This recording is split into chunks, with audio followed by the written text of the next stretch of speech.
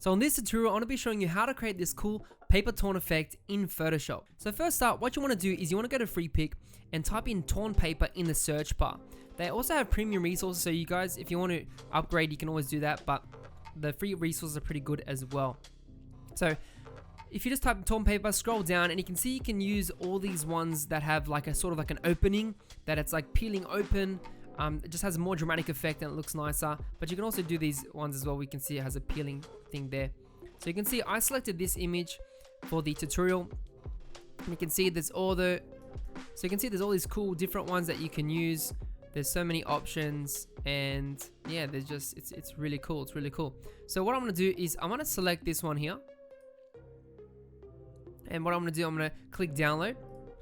So once you've found the image that you want, what you want to do is you want to open the file, and all I've created is a new document in Photoshop. You can create it, you know, whatever size you want. You can do 920 by 1080, or maybe it's for Instagram, you can do 1080 by 1080, RGB 72 resolution, that's totally fine.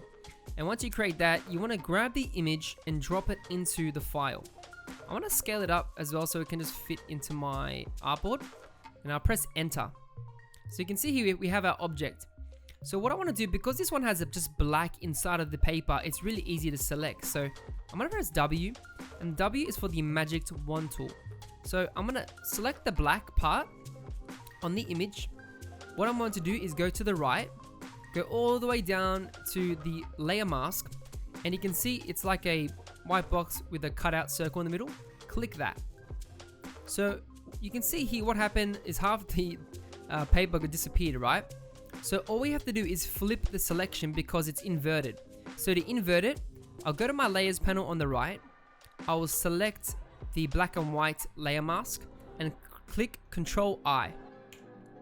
This should flip the selection so it hides the black part and shows all the paper that we want. So now what I want to do is I just want to download an image. It can be from anywhere pretty much.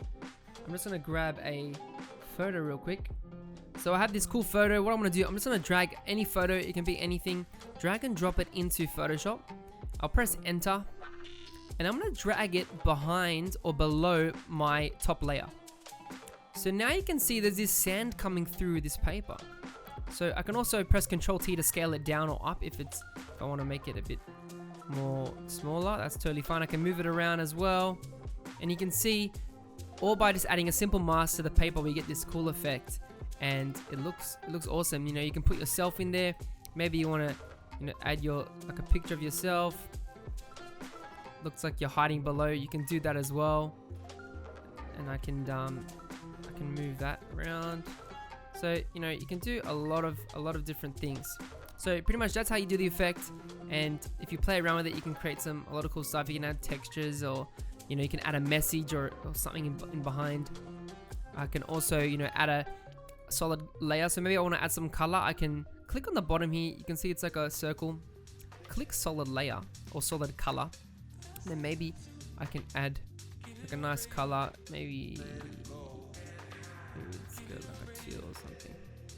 Click that, and what I can do is I can change it to multiply. I'll play around with that. I can do overlay, soft light, just playing around with the blending modes and see what it looks like. You can see just by playing around, you can get this cool effect. You can see on and off. I can delete this as well. I can also add like an adjustment layer. So maybe I want to increase the brightness of the sand. You can play around with the contrast. Now you can do so many different stuff. And you can see you're gonna make sure that my paper layer is on the top layer here, and then everything else is below it. So yeah, hope you guys enjoyed this tutorial. Let me know in the comments below if you want to see more of this Photoshop type of stuff. And remember to like, subscribe, and I'll talk to you in the next video.